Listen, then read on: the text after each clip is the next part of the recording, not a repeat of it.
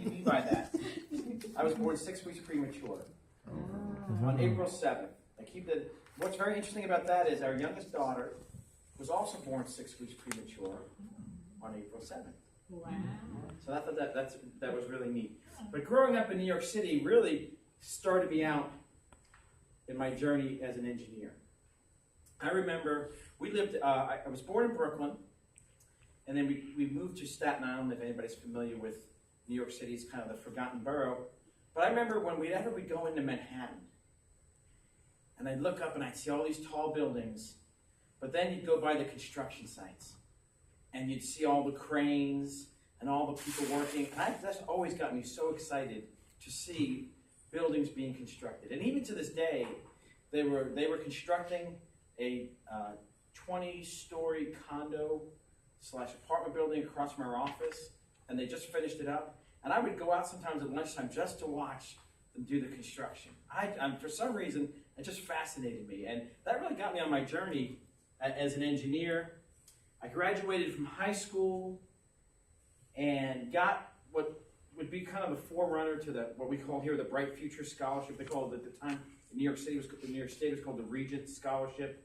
I went to the State University of New York at Buffalo, and I remember going in, they had orientation, and you went to the orientation, and they said, look to your left, look to your right. They said, only one of the three of you will graduate from this school with an engineering degree. Some of you as engineers may have heard that similar discussion. And I was determined that I was going to be that one. I don't know who those other two guys were, but I was determined I was going to be that one. There was only one problem. While I went to school in New York City, it was not a very good school compared to some of our people that I was competing with in engineering. And I did not know how to study. I mean, I'd never studied in high school. I would do my homework, but I would never study for any tests. So when I went to college, I didn't know how to study. So it took me a long time, and I struggled with, because I didn't know how to study, I struggled with the engineering material. And I was basically a C student all the way through till like the middle of my junior year. I finally figured out how to study. And after that, I look back, pretty much had a 4.0 after that. And I remember when they started to when they had the Engineering Honor Society nominations, people were like, well, Jay, why aren't you nominated?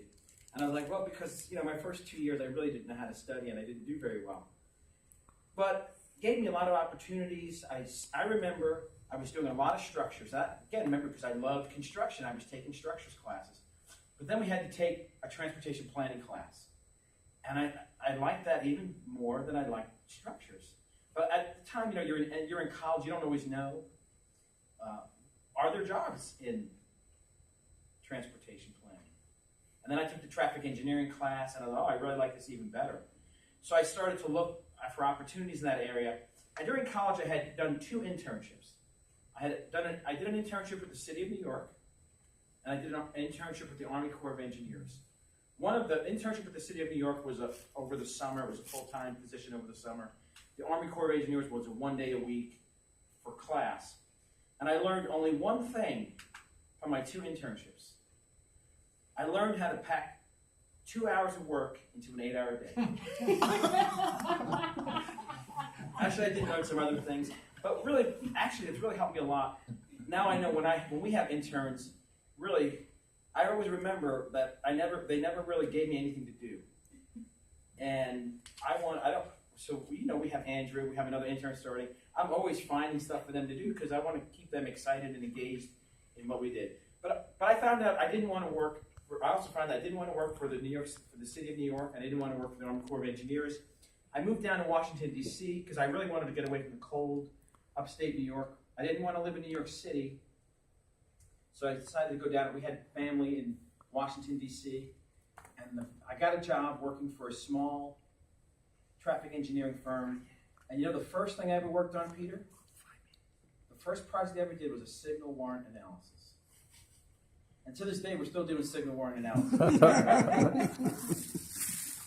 And I started doing a lot of traffic studies, traffic impact studies for developers, and sometimes I realized in life you have to do what you don't like to figure out what you do like. And so I figured I really didn't like doing that.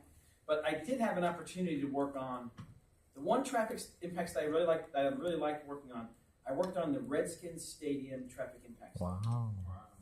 And what was really nice about that was the Redskins came to us and said, tell us where we should put our stadium. And we looked at 17 different sites throughout the Washington, D.C. area. And we picked, obviously we had a number one site, and guess where the stadium is to this day? Where we picked the number one site was. So that was really neat. But I realized I didn't like working for developers, and I'm sure Peter understands that. And so I took a job working for ITS America and learned a lot about ITS. And then I moved on. I started working, did core sim development, if anybody's familiar with traffic simulation. I worked at the Turner Fairbanks Federal Highway Research Center in McLean, Virginia. And that was a really fascinating job. And all these things just started adding to my background of engineering, trying different things. I was doing traffic studies, signal designs, ITS, and it helped round me as a person. I'm getting kicked off. So that was kind of my journey as an engineer. I did a lot of different things and learned about a lot of different parts of engineering. Just to finish up, in 2005, we moved down to Atlanta to work for the firm I'm working with now, Gresham Smith & Partners. And then in 2013, and I'll wrap this up, they actually came to me and asked me, they wanted to open up an office here in Tampa, and they asked me if I would move down here. And we had a syllogy of factors came together